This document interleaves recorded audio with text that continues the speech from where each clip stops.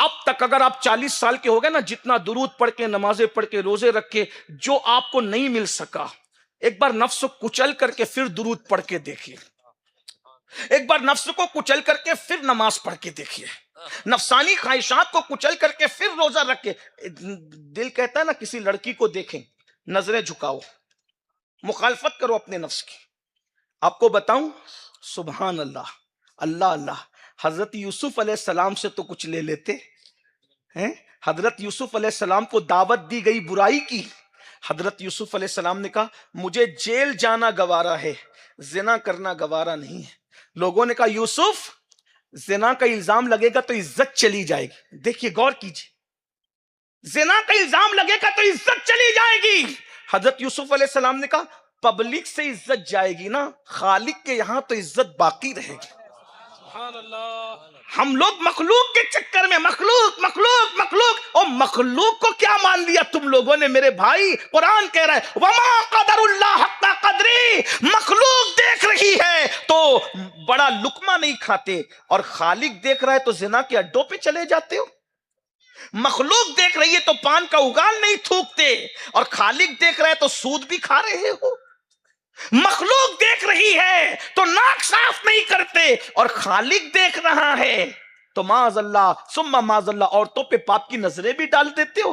کوئی دیکھ رہا ہے تو سگریٹ نہیں پیتے، اور اللہ دیکھ رہا ہے۔ اسی لیے تو غوث پاک فرماتے ہیں جو مخلوق کے خوف سے گناہ چھوڑے اور تنہائی میں گناہ کرے وہ زندیق ہے، زندیق، کیونکہ مخلوق کے خوف سے گناہ چھوڑا، خالق کے لیے گناہ نہیں چھوڑا۔ اس نے مخلوق کو عزت دی، خالق کو نہیں دی۔ اللہ اکبر۔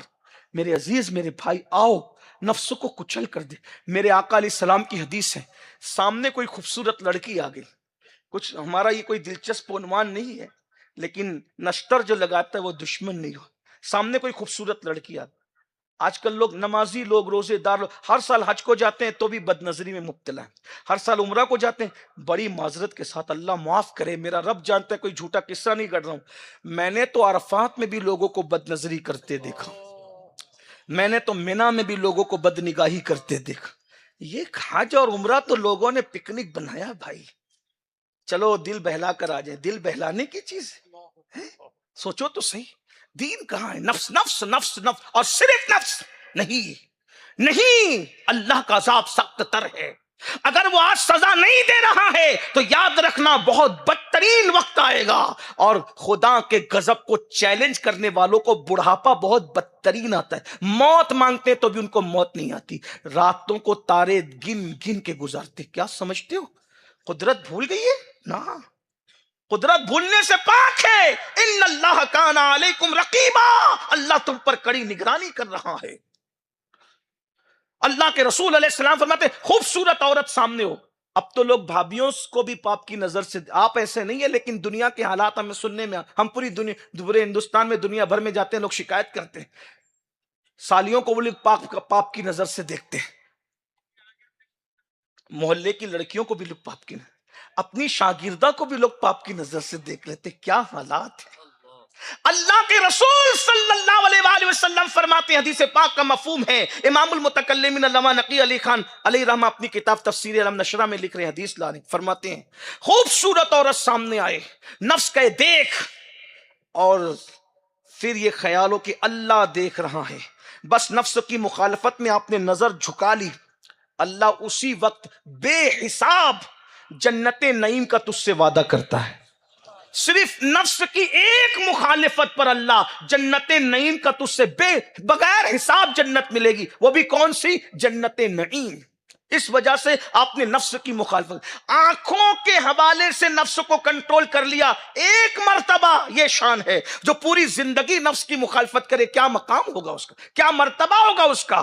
تو بہرحال حضرت فاروق اعظم کے پاس سے لوگ حضرت امہات المومنین کے پاس سے کہا کہ نہ کھاتے ہیں نہ کھانے دیتے ہیں، بہت مسائل ہے، تکلیف ہے، آپ ان کو منائیے نا، آپ دونوں منائیے، آپ کی بات نہیں کاٹیں گے۔ اب دونوں امہات المومنین فاروق اعظم کے پاس، اور آ کر کے دونوں نے کہا امیر المومنین دولت کی ریل پیل ہو گئی ہے، لوگوں کو کھانے دیجیے، اچھا عیش کرنے دیجیے، اچھے کپڑے پہننے دیجیے۔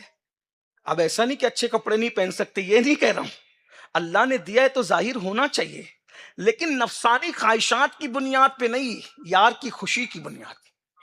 ورنہ لوگ یہ نہ سمجھے کہ اجتماع میں کہہ دیا کہ اب اچھے کپڑے نہیں پہننا، ارے میرے بھائی ہم تو قادری لوگ ہیں، ہمارے مرشد غوث پاک تو روزانہ نیا پہنتے تھے اور اتنا مہنگا پہنتے تھے کہ بادشاہ وقت کو بھی اتنا قیمتی میسر نہیں آتا تھا۔ تو آپ کو غلط مطلب نہیں نکالنا ہے، مفہوم مخالف مراد نہیں لینا ہے، یہ کہ اپنے گھمنڈ کی نیت سے، تکبر کی نیت سے، نفسانی خواہشات کی تکمیل کے لیے یہ سب نہیں کرنا ہے۔ اگر کرو بھی تو اللہ کی رضا کے لیے اور ایک لیمٹ میں کرو، نفس کو مت مانو، نفس کو کچلو۔ جب امہات المومنین نے اپنی بات پوری کر دی کہ اجازت دے دیں تو فاروق اعظم نے کہا مجھے عرض کی اجازت ہے؟ دونوں نے کہا کہیے۔ کہا رسول اللہ کے پردہ فرمانے کو اتنا عرصہ تو نہیں پیتا کہ آپ لوگ ان کی تعلیم بھول گئے؟ کیا رسول اللہ کے ایک دسترخوان پر کبھی 2 قسم کے سالن جمع ہوئے تھے؟ امی عائشہ میں تم سے پوچھتا ہوں، حفصہ میں تم سے سوال کرو، فاروق اعظم نے کہا کیا نبی کے دسترخوان پہ کبھی 2 قسم کے سالن جمع ہوئے تھے؟ کیا تم نے نہیں دیکھا کہ جب سرکہ ہوتا تھا تو نبی سالن نہیں لیتے تھے، اور سالن ہوتا تھا تو سرکہ نہیں، اور نبی نے کبھی گیہوں کی روٹی دیکھی تک نہیں، جس کو چپاتی کہتے ہیں، نبی نے کبھی چپاتی دیکھی تک نہیں۔ نبی تو جو کی روٹی، وہ بھی موٹی موٹی روٹی کھاتے تھے، اور وہ بھی کبھی 3 دن گزر کے، کبھی 4 دن گزر کے، وہ بھی باسی روٹی، اور وہ کبھی کبھی اتنی سوکھی ہوتی تھی کہ چاند کے ٹکڑے کرنے والا نبی جب اس کو دانتوں سے چباتے تھے تو اذیت ہوتی تھی تو اس کو پانی میں بھگا کر کے کھا لیا۔ کیا تم نے رسول اللہ کو نہیں دیکھا کہ 1 مہینے تک نبی کے گھر میں چولہا نہیں جلتا تھا اور پیٹ اندر کی طرف دھس جاتا تھا تو پیٹ کو سہارا دینے کے لیے نبی کبھی 1 اور کبھی 2 پتھروں کو باندھ لیتے تھے؟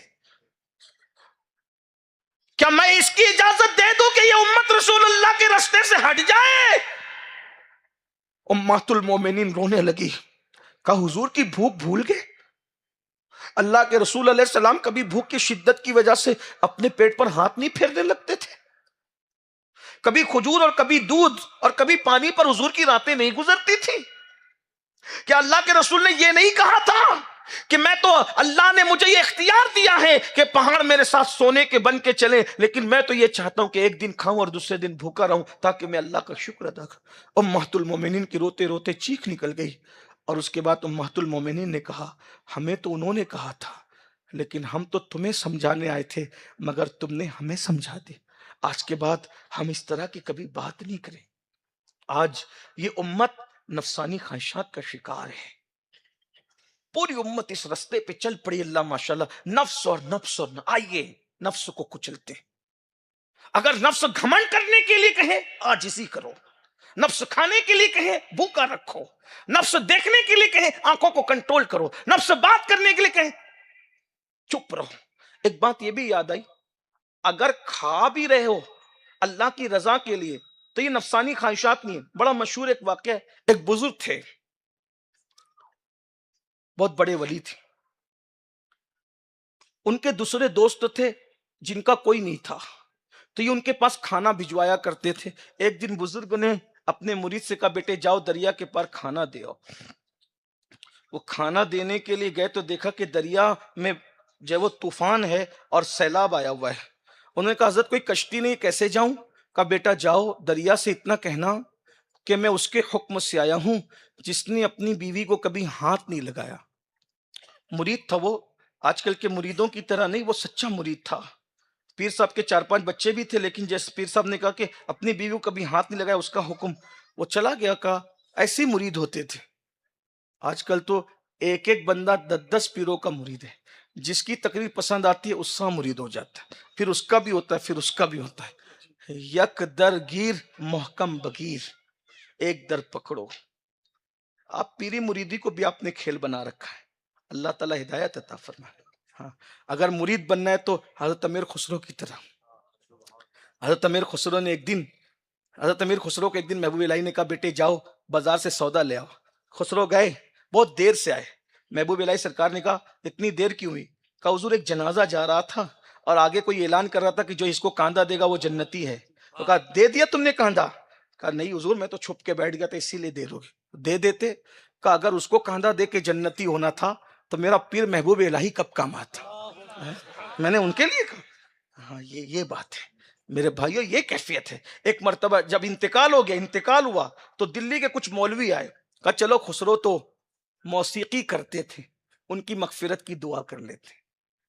حضرت امیر ان کی جب گئے، اللہ خسرو تو درباروں میں زندگی گزارا، بخش دے اسے، اٹھ کے بیٹھ گئے، اور میرے لیے تو مغفرت کی دعا نہیں کرنا، میرے لیے میرا محبوب الہی کافی ہے۔ بھائیو یہ ہے مریدی، یہ ہے پیر۔